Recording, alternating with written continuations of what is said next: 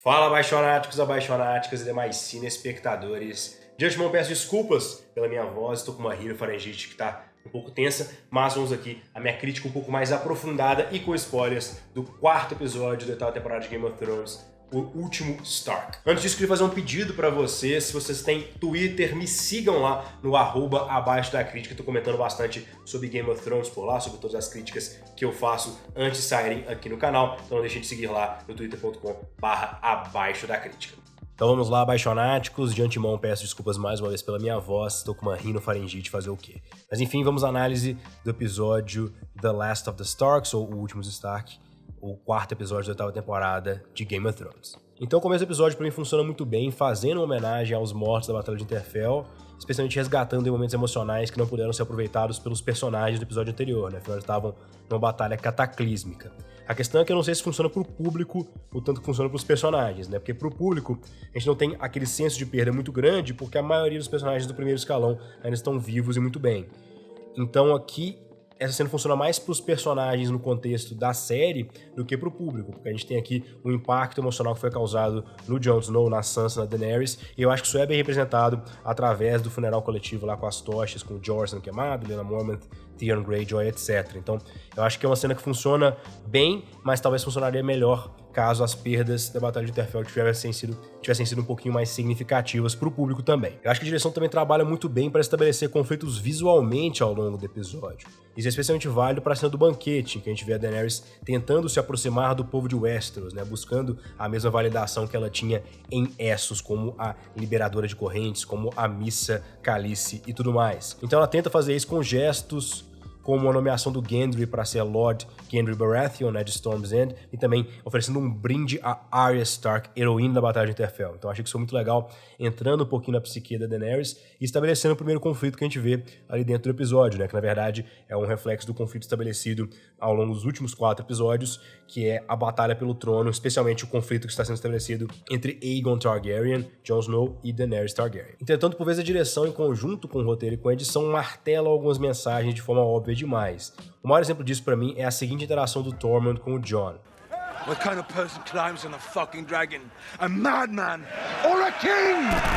Aqui a gente tem referência, claro, ao fato da Daenerys estar se transformando possivelmente na Rainha Louca e no Jon possivelmente no Rei, mas a gente vai entrar um pouquinho mais a fundo nesses dois pontos especificamente na análise do roteiro do episódio. Voltando aqui na direção, como eu disse no meu vídeo de primeiras impressões, eu acho que as mortes desse episódio foram bem utilizadas como fechamento de arcos dramáticos, especialmente no caso da Missandei, que quebra a expectativa gerada pela interação dela com o Verme Cinzento antes da Batalha de Winterfell. Isso também é válido, claro, para a morte do Rhaegal. Dito isso, a execução das mortes, trocadilho à parte, não é sempre a melhor, especialmente no caso do novo uso da frota com o teleporte do Euron Greyjoy, né? Ela mais uma vez aparece do nada, de forma invisível, atacando aí os nossos protagonistas. E como já foi pontuado, a exaustão não faz sentido nenhum a Daenerys só não dar a volta pela direita e atacar os barcos por trás com o Drogon, já que todas as armas de Scorpion estão na frente dos barcos, ao que o diretor chegou a insinuar visualmente pra mim nessa interação aqui. Nas atuações, eu acho que vale destacar 3 trabalhos ao longo do episódio. O Kit Harington, que interpreta o Jon Snow, a Emilia Clarke, claro, Daenerys, e também a Sophie Turner, a Sansa. O Kit começa o episódio com um discurso bem impactante. Eu acho que ele projeta a sua voz aqui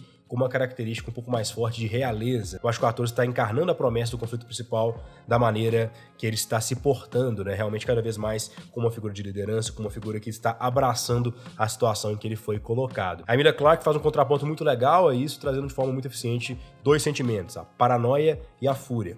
Apesar de ambos parecerem forçados demais pelo roteiro, a execução da atriz não deixa a desejar em nenhum momento, seja através de um suspiro mais forte, de um olhar, ou então de uma reação que combina um pouco disso tudo. E finalmente a Sophie Turner parece trazer à Sansa a cadência de fala do Littlefinger e acrescenta alguns trejeitos corporais da Cersei Lannister, né? Então é uma personagem que visivelmente aprendeu com seus conflitos anteriores e absorveu características interessantes de outros personagens da série.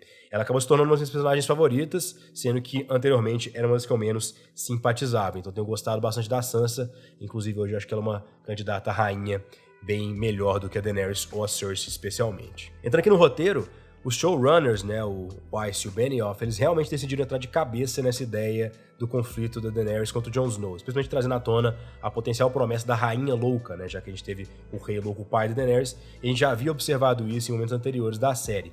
Muito tem se falado sobre a justificativa da Daenerys para agir dessa maneira, especialmente levando em conta que ela é a pessoa que mais perdeu após se aliar à causa de Jon Snow, né? Ela perdeu o seu maior aliado, que era o Jorah Mormont, a sua melhor amiga agora, né, Missandei, metade do seu exército, que é uma forçação de barra, mas tudo bem, e os seus dragões, e dessa maneira parece que o comportamento dela é um pouco justificado. Um contraponto que eu tenho a isso é o fato de que a Daenerys sempre teve ações altamente drásticas e impulsivas, como por exemplo a vez que ela crucificou todos os mestres de Yunkai, eu acho.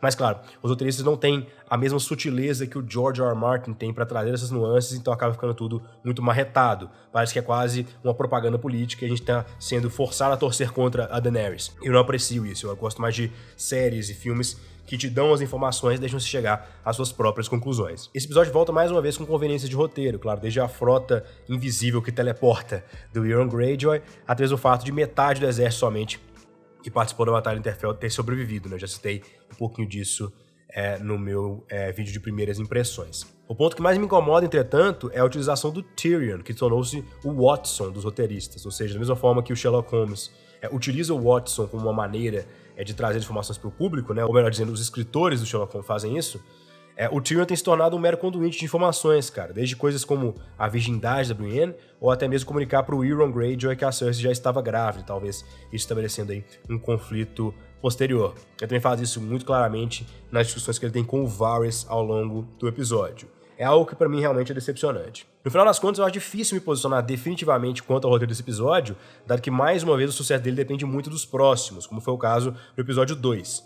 O episódio 2 foi um episódio largamente de setups. O episódio 4 foi um episódio largamente de payoffs e novos setups. Então, a gente tem que ver aonde a história está indo e por onde ela vai passar nesse caminho para saber realmente se os setups aqui são efetivos e se eles compensam os stakes emocionais que vêm sendo tratados. Eu torço para que ele funcione melhor do que o segundo episódio após a longa noite, especialmente devido à minha frustração aí com o desfecho do Rei da Noite. Mas, em geral, essas são as minhas impressões do quarto episódio de Game of Thrones da 8ª temporada.